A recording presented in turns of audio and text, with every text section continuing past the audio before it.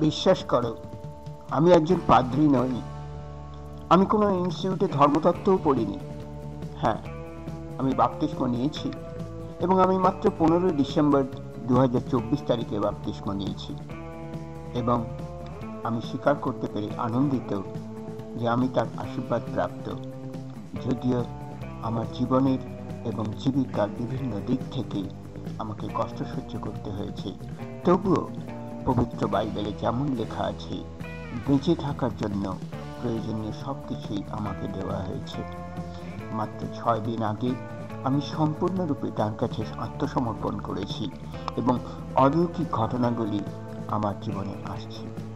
বিশ্বাসীদের প্রতি আমার বার্তা, ঈশ্বরের কাছে আত্মসমর্পণ করো, বিশ্বাসের সাথে তার কাছে প্রার্থনা করো এবং সব কিছুর জন্য তাকে ধন্যবাদ জানাতে ভুলো না। আমাদের অনুরোধ, অনলাইন অফলাইন প্রার্থনা সভার জন্য বর্ণনা বক্সে যোগাযোগের বিবরণ দেখুন। দ্বিতীয়, আরোগ্যের জন্য প্রার্থনা এবং তৃতীয়ত অডিও ভিডিও আকারে আপনার সাক্ষ্য জমা দেওয়ার জন্য।